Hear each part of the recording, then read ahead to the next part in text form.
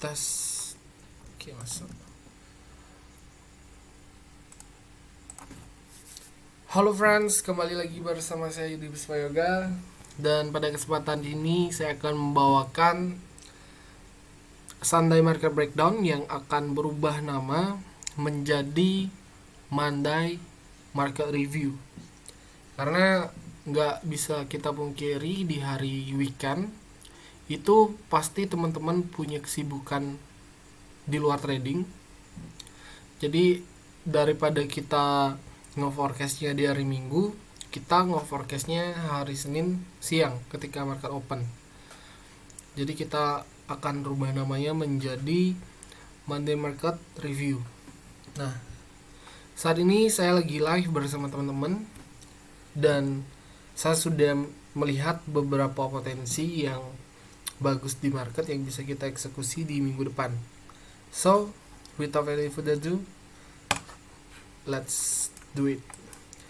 Nah, di sini kita berada di chart gold atau XAU/USD di time frame daily. Dan kalau kita lihat di sini, gold berada di area 1787. Nah, di sini kita akan review sedikit kenapa gold ini bisa sampai di area di 1787. Yang pertama, kalau kita lihat dari area resisten, di sini dia gold kemarin sempat nyentuh di 1835, itu langsung dropnya kenceng banget. Jadi di sini kita bisa melihat ada sebuah resisten yang di respect oleh gold, itu yang pertama. Lalu di time frame 4 jam, di sini ada sebuah rising wedge atau sebuah pattern reversal yang dibentuk oleh gold. Jadi oleh sebab yang pertama ada resisten di daily time frame, yang kedua itu di 4 hour ada sebuah pattern rising wedge yang di respect oleh gold. Lalu setelah dia sampai di third touch, dia langsung drop. Oke, mungkin saya sudah sempat forecast bahwa gold ini akan drop dan sekarang sudah terjadi. Kita melihat di sini ada sebuah area support terdekat yang dialami oleh gold ini.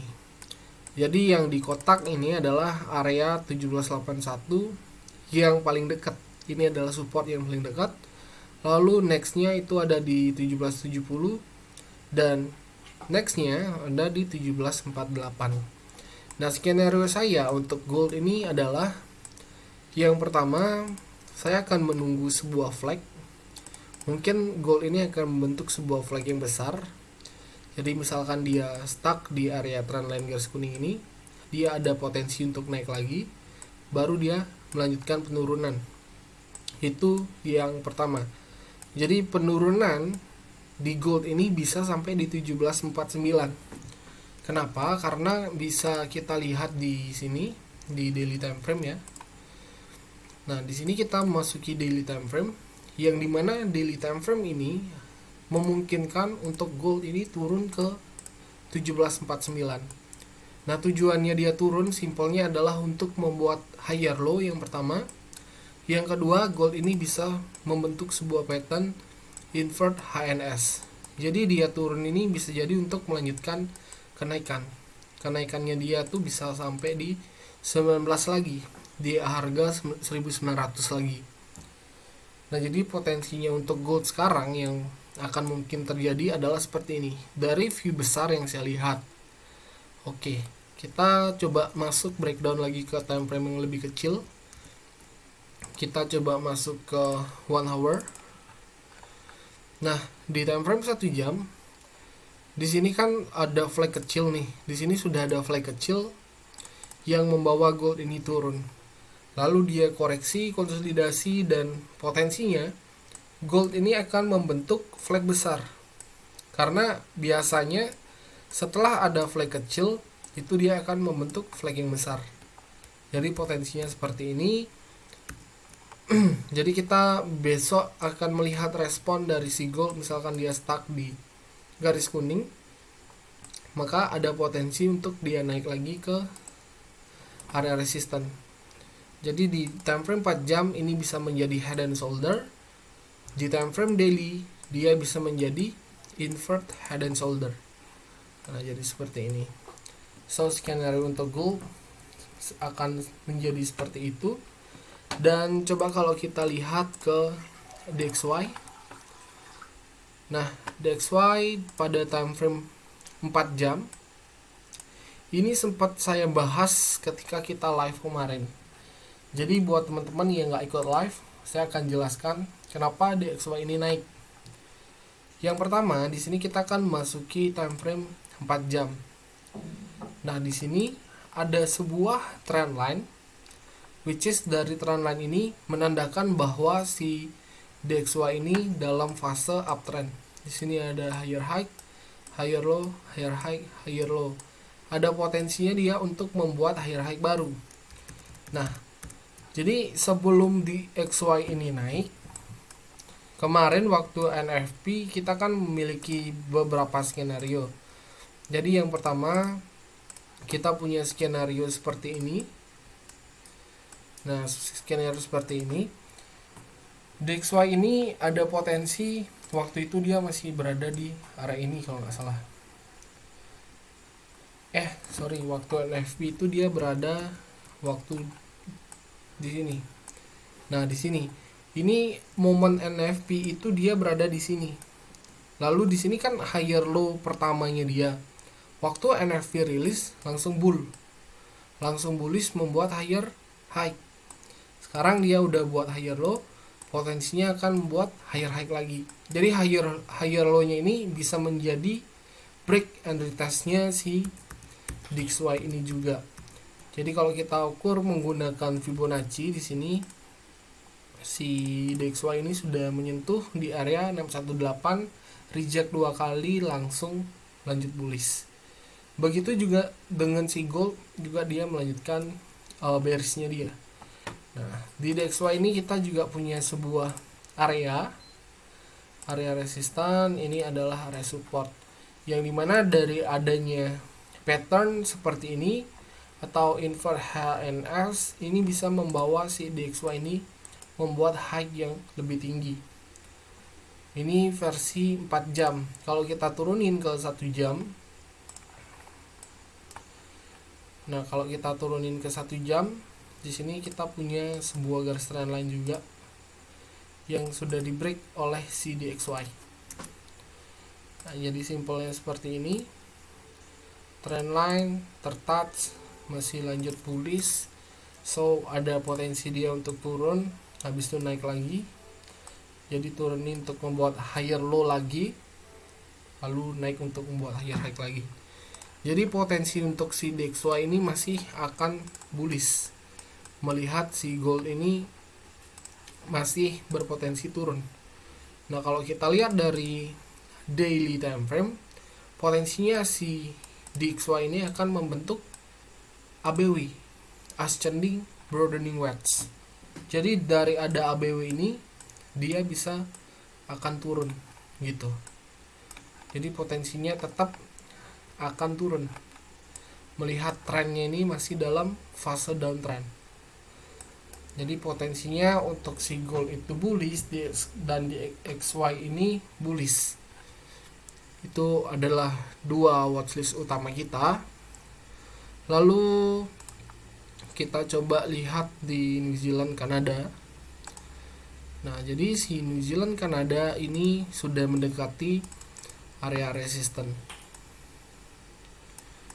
Nah, area resisten yang dimiliki oleh si New Zealand Kanada bisa menjadi sebuah head and shoulder yang cukup besar. Jadi kalau kita lihat seperti ini bisa menjadi potensinya New Zealand Kanada untuk membuat head and shoulder. Lalu kalau kita turunin ke time frame yang lebih rendah, kita coba ambil rekam jejaknya dulu sedikit. Di sini kita punya trend line, di sini juga kita punya trend line. Dia break, retest, continuation, masih stuck di area support.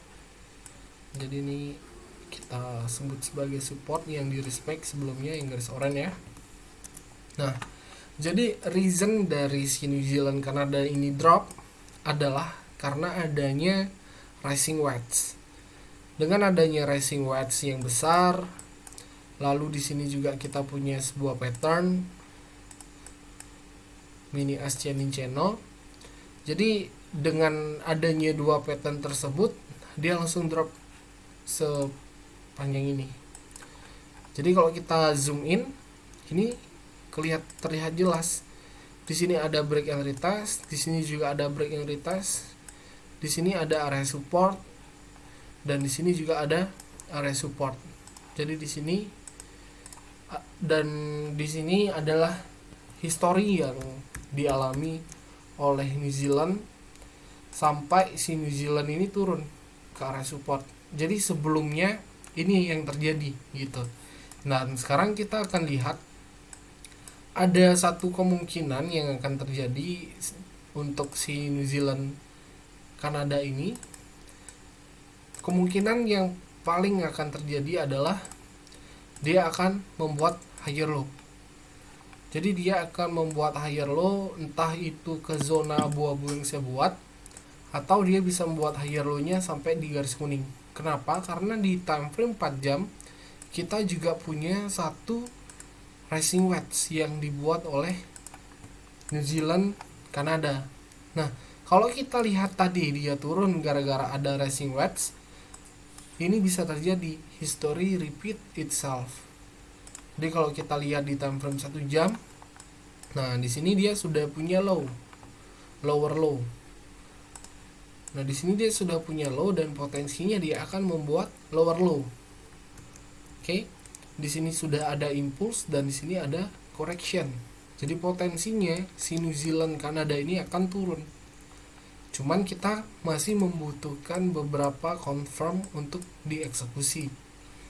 Nah, jadi di sini kita bisa lihat dia stucknya itu di Fibo 618 atau di Fibo 7 di Fibo 7. Bentar, coba saya cek.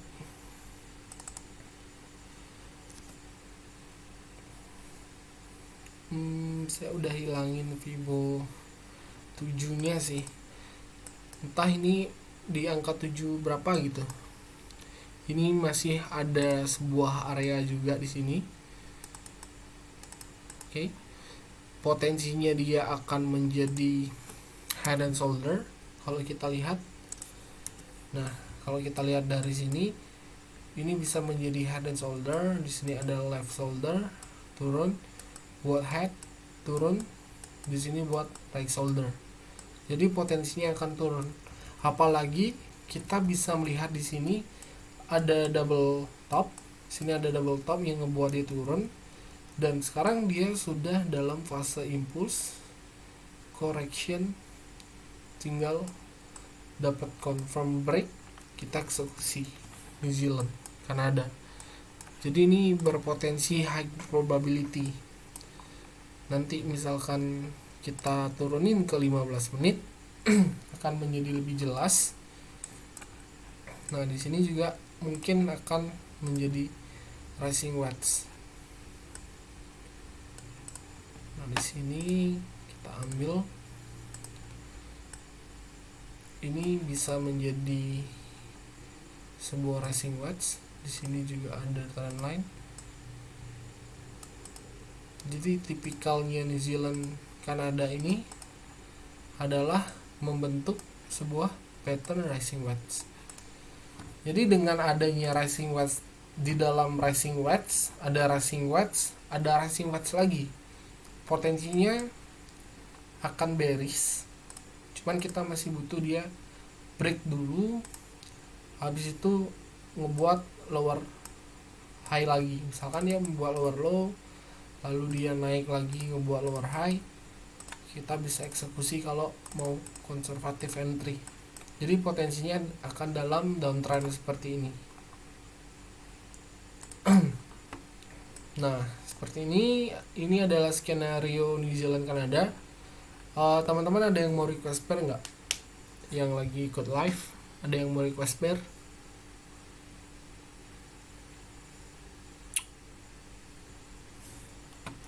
US 30 nih Pak. US 30. Iya. US 30. Nah, ini mungkin sepertinya forecast lagi ada perjalanan nih. Ada yang ngechat sini Euro Swiss franc sama GBP Swiss franc. Oke. Nah, jadi kita forecast US 30 dulu. Nah, di sini dalam weekly time frame kita bisa melihat sangat jelas US 30 di dalam trend bullish. Nah, di sini ada sebuah rising wedge dan di sini ada rising wedge. Cuman bentuknya yang berbeda sedikit. Yang ini lebih kecil, yang ini lebih besar. Cuman mirip, bentukannya mirip. Kalau kita lihat di sini setelah ada rising wedge, dia benar-benar drop banget. Terus di sini juga bisa jadi potensinya akan drop. Kita turunin ke daily time frame. Di sini ada sebuah high, lalu dia turun, membentuk konsolidasi di sini, dan konsolidasinya di jebol turun. Mungkin di time frame 4 jamnya ini udah pullback ya. Kita turunin lagi time frame-nya. Nah, ini dari adanya penjebolan atau breakout di time frame 4 jam ini, dia pullback. Dia sempat pullback dan lanjut drop. Sekarang dia berada di area support. Oke. Ini adalah area support yang paling dekat untuk US 30. Nah, potensinya sekarang adalah US 30 ini kita harus menunggu dia pullback lagi. Jadi kalau yang awal dia drop, dia ngebentuk base. Di sini juga dia ngebentuk base.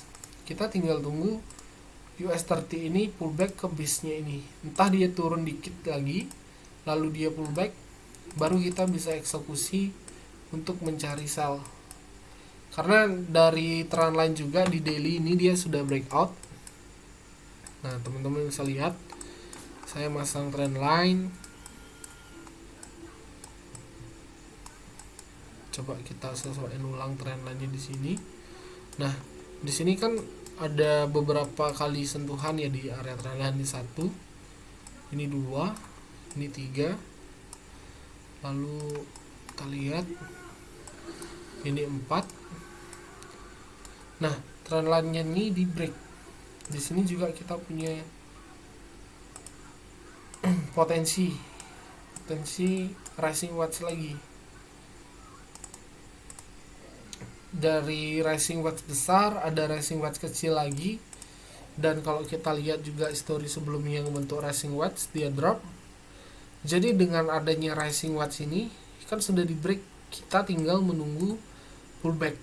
Entah dia ngebuat swing, dia buat lower high, misalkan ke sana, berarti tujuannya dia akan bearish. Kalau ini valid, berarti dia akan bearish untuk US 30. Oke. Ada pertanyaan, US 30 menurut saya akan lanjut bearish kalau dia berhasil membuat lower high.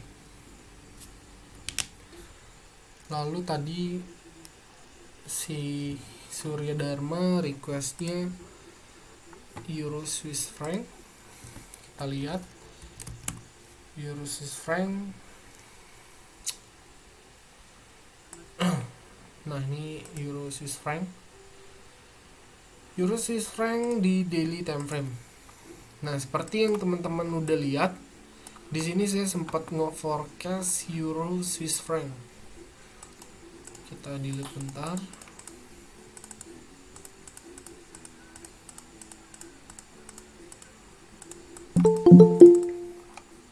Nah, di sini ada di Euro Swiss franc.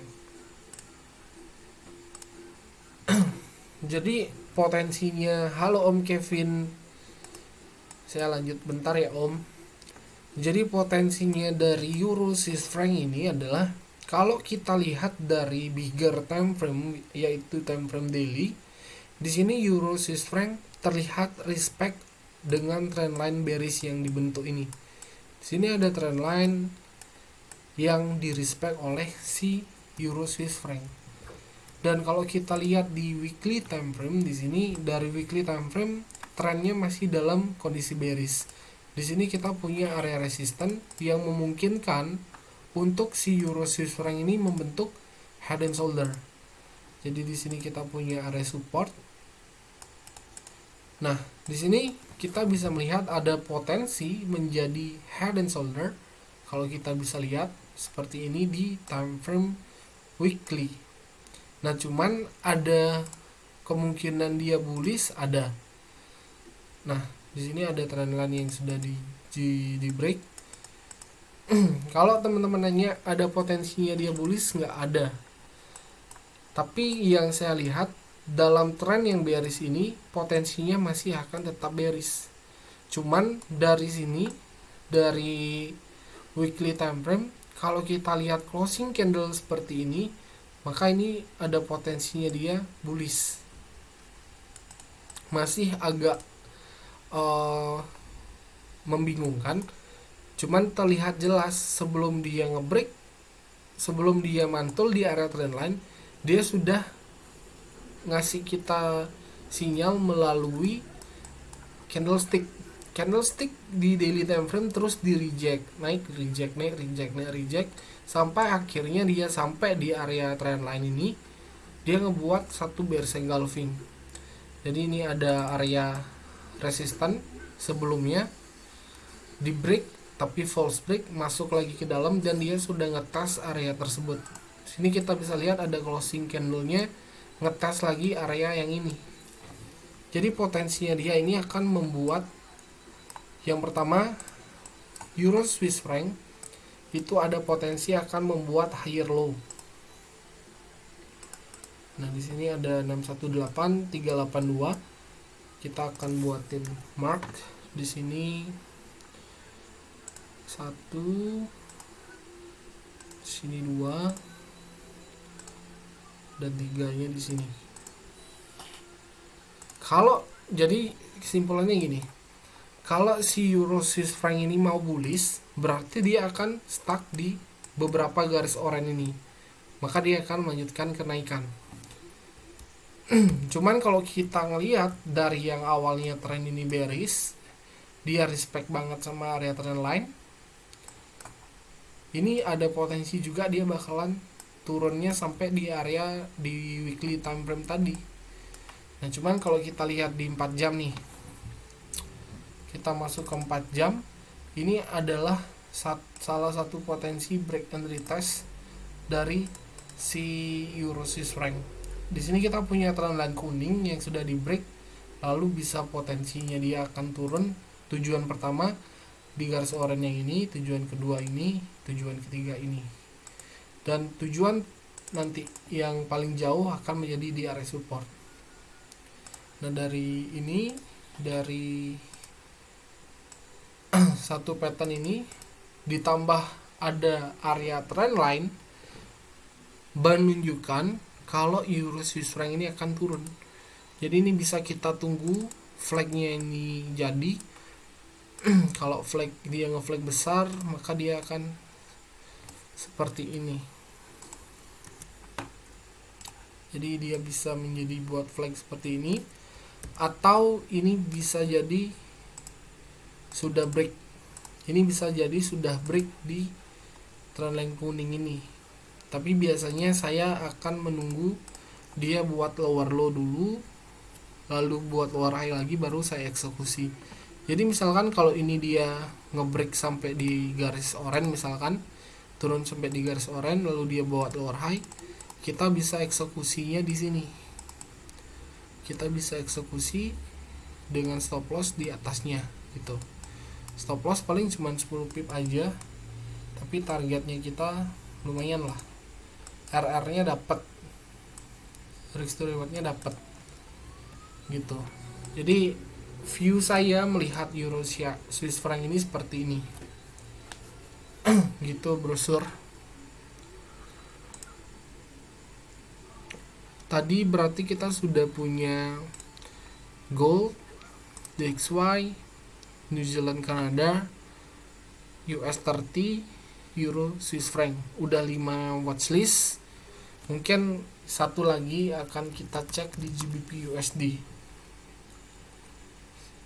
Nah, GBP USD dari weekly time frame, dah kita lihat dari weekly time frame.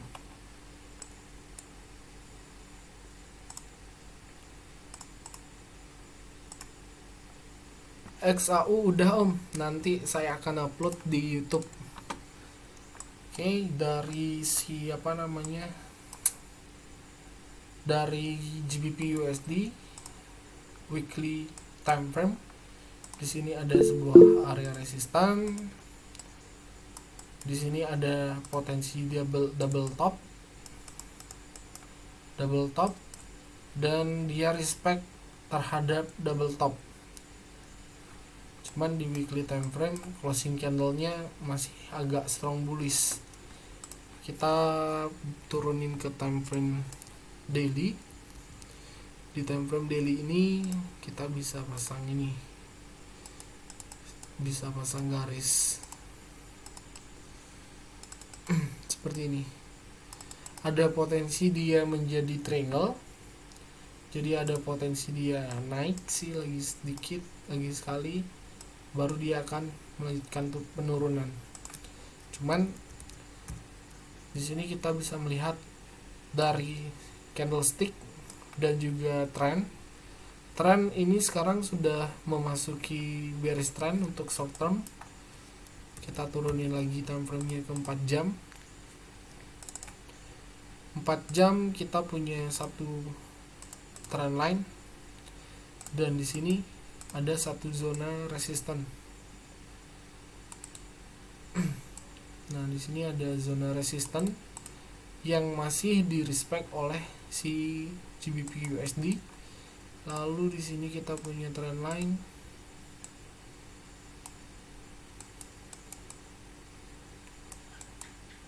Kita punya trend line yang berpotensi menjadi ABW. Dan ini sekarang dia juga berpotensi menjadi higher low. Nah, ini view dari 4 jam. Kalau kita turunin ke 1 jam seperti ini. Jadi kita mark 618 di sini. Oke. Nah, kita punya satu area 618 di 1.38 yang berpotensi menjadi titik support yang kuat jika dia akan bullish. Cuman kita akan melihat besok view dari GBP USD bagaimana. Kalau kita lihat di sini kan dia sudah break dari area support sebelumnya. Berarti ini akan menjadi area resisten. Cuman kalau dia masuk lagi, kalau dia naik dan stuck di sini, berarti akan menjadi potensi HNS. Oke, akan menjadi potensi HNS. Jika memang dia naik lalu turun, potensinya dia akan menjadi HNS. Tapi kalau dia masih tetap turun, berarti kita bisa ngelihat view-nya dia di area support ini. Apakah dia naiknya itu nanti impuls atau dia malah korektif bentuk flag, maka dia akan lanjut turun. Jadi ini potensi untuk si GBP USD yang saya lihat ada dua skenario. Yang pertama, area zona ini bisa menjadi titik higher low-nya si GBP USD. Yang kedua, ini area ini bisa menjadi titik support untuk dia membuat lower low. Jadi misalkan kalau dia buat lower low di sini, maka di sini akan kita tunggu pembentukan flag-nya dia. Kalau udah kebentuk flag, kita sikat untuk sell. Oke. Nah, mungkin itu kita sudah punya 6 watchlist, dan semoga watchlist ini bisa kita eksekusi semaksimal mungkin di minggu depan ini. Dan saya akan akhiri Sunday Market Breakdown ini. Thank you buat teman-teman yang sudah berpartisipasi di dalam SMB. See you on the next video. Thank you.